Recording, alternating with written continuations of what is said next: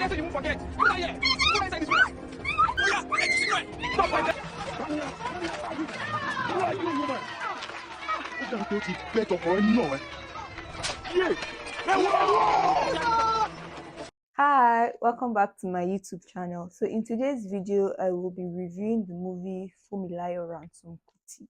So this movie is, of course, about this legend, this icon, this historical figure, Funmilayo Ransome-Kuti. It's a biopic about her, her activism. It takes us through like a journey of, who this woman was from, when she was a young girl, the first female student to go to Abeokuta Grammar School, to, her going to England to further her education, coming back, like, her whole journey. And also focuses on the Abeokuta women's riot or revolt, that happened in 1940s, which was a resistance movement that she spearheaded. So this movie, of course, is a drama, is a biography, and it's also, a romance movie. The movie was directed by Bolanle, Austen-Peters, and it was written by Tunde, Babalola, and you can watch this on Prime Video. So that aside, I will now like talk about the cast and performances in this movie. First of all, I'll start with the little or the young Funmilayo, but in the movie, her younger version was called Frances Thomas. Character Frances Thomas was this very smart, very eager to learn young girl, and of course her father supported her educational pursuits. So he was like, after primary school, he was like, okay, she's going to further, she's going to go to secondary school. Like, he wanted her to believe that she can achieve anything she sets her mind to, she can do anything she wants to do, essentially. So he took her to the grammar school, and she was the first female student to go to that all boys school.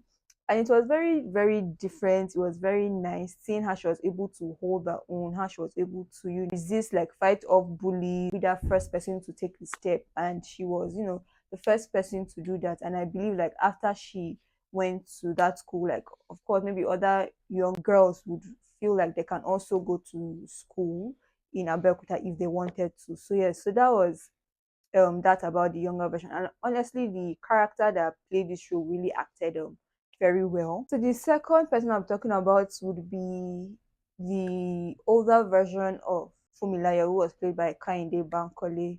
So she was more or less like the heart and soul of this movie, because that was the focal point of this movie, was that time of her life. Kehinde was able to embody the character of this woman. She was very confident, she was very courageous, she was so bold, she was outspoken, like, she was indeed like the lioness. They called her Lioness of Lisabi, and she was indeed that person. So after her secondary school, she went to England to further education, and after that, she came back, she got married, and she started teaching. In the process of all doing all of that, she was concerned about children of market women that were like missing classes and all of that. That was how everything started from there.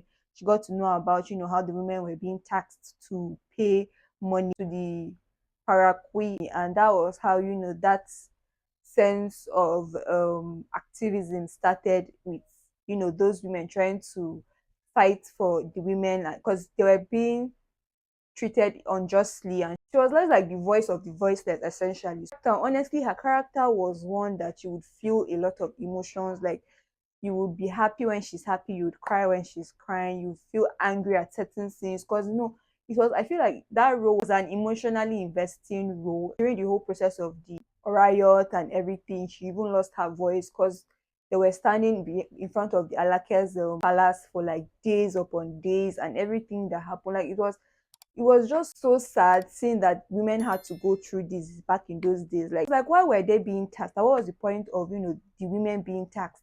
They are taxing women to pay. They should pay tax for water that is free. That they should pay tax. It was ridiculous to me, honestly, because what are the men doing? And it's just women, they're taxing them for this, for that. Also, in regards to her family, like, she really cared for her family, she loved her family, and she was a very wonderful wife, wonderful mom, but she had this sense of purpose. Third person I'm talking about would be the older version of Funmilayo Ransome-Kuti, who was played by Silva.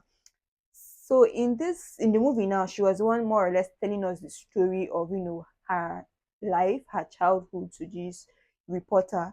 So yeah, because the movie opens up with, this is it police officers that be military men coming to look for her son Fela, and they threw her over, the balcony, and that was how that opening scene was very dripping, because I'm like, what is happening? Like, how, like, it was so crazy. Like, that actually happened. Like, they actually did that to her, and I'm like, nah, it was crazy.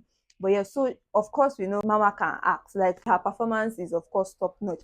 But she was also giving us, like, we saw three sides, three different evolutions of Funmilayo Ransome-Kuti. So she was more or less the calmer version of her younger years, and she was now just like reminiscing on what had happened, and she had no regrets for anything. And she was just telling us the story of her life. Next character I would be talking about would be Israel Ransom Kuti. So the younger version of Israel Ransom Kuti was played by Irimide.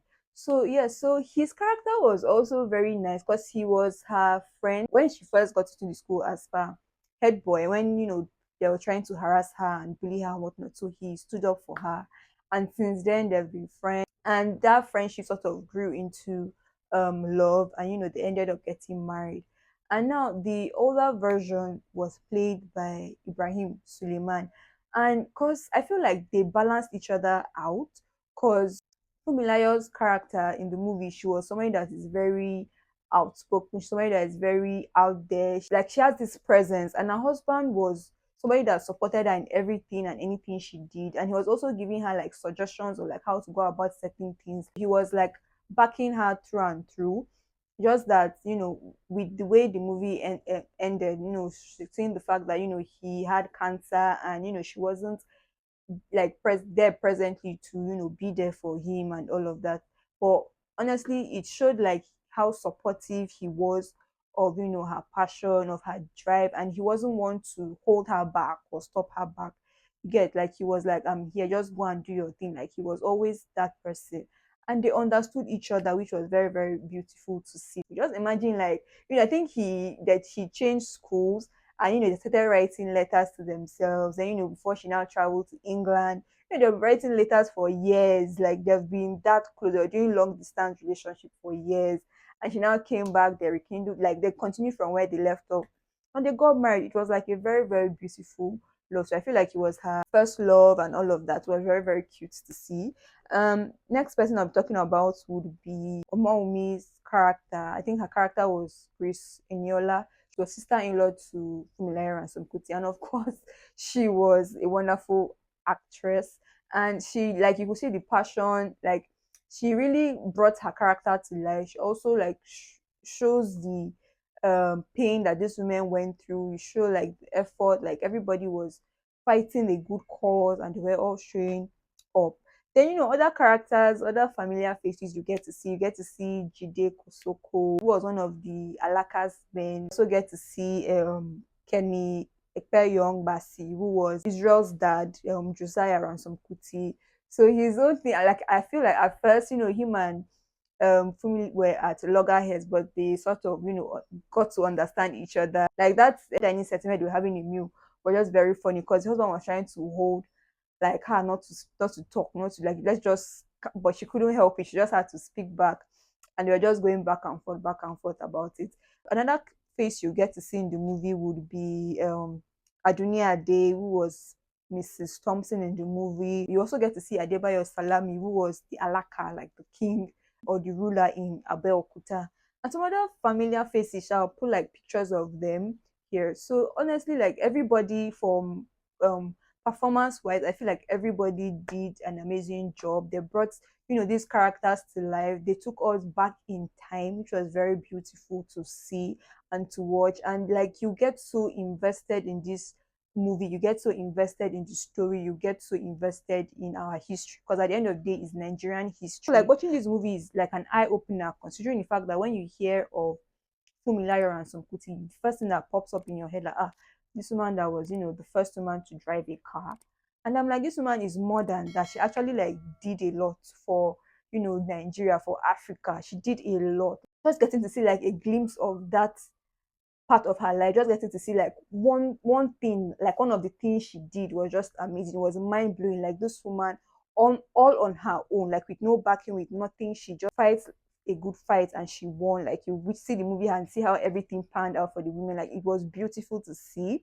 It was also sad, seeing the scenes where they were beating the women. And no, it's a crazy one. Like women, we've been going through stuff way back then till even now. She fought for us, she fought for where we are now. And you know, we are just going to keep picking up the fight and just keep pushing it forward. A great effort was put into, of course, costume, setting up the movie, the cinematography, the sound, the editing. Like, I actually felt like we were back in the 1940s. Like, it took us back. Like, the way the cars, the dressing, the hair, the music, production team, like the cast and crew, everybody like did an amazing job into bringing this movie to life, into bringing such an amazing work of art. Because actually, it's a masterpiece. Like you would enjoy this movie, you would enjoy the storytelling, you enjoy like actually this is like it's not fiction, like this is something that actually happened, like is real, like it's a true story of a great woman, in one of the great women we had in Nigeria. And of course they spoke Yoruba with a little bit of English. Watching the movie, you also get to see this thing of class divide. Like you'd see how the elite women, people that were schooled in England, or they had like proper school training, like could speak so eloquently, and how were segregated from the market women or the people of the low class. They don't mingle with such people. So it was like you could see the clear divide in this movie. You could see how it was back then.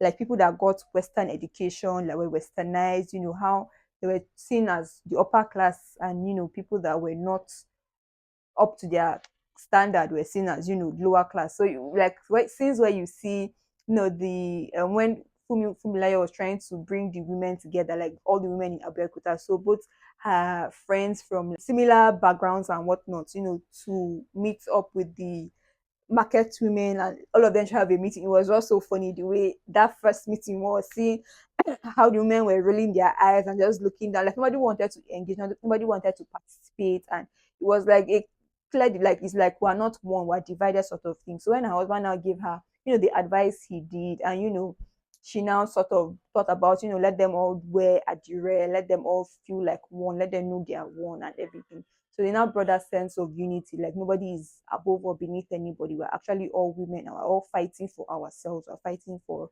a cause for ourselves.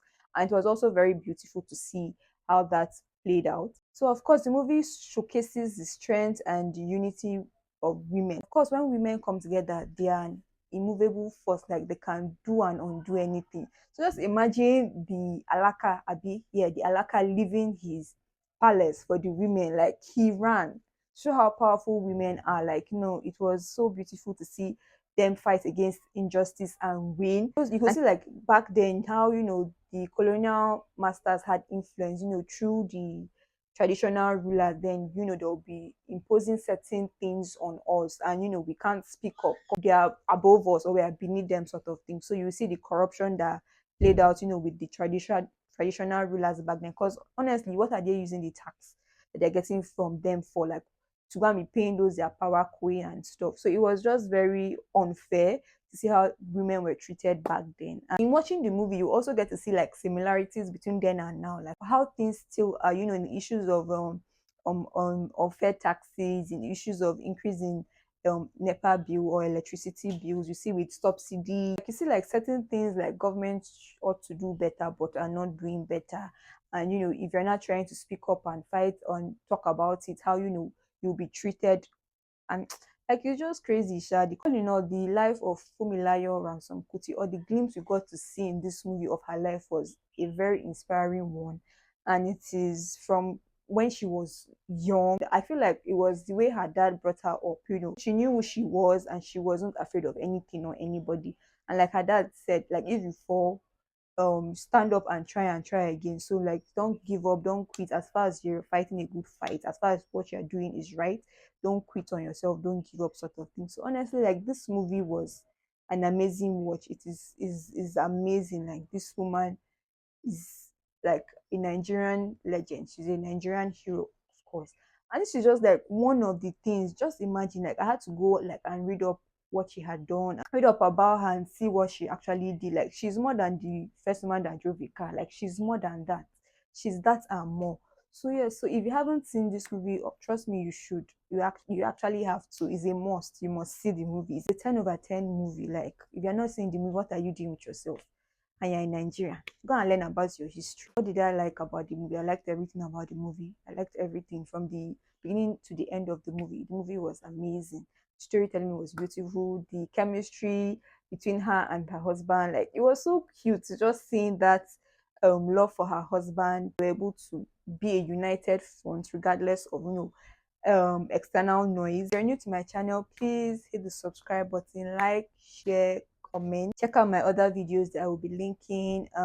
Thank you for watching, and I'll see you in my next video. Bye.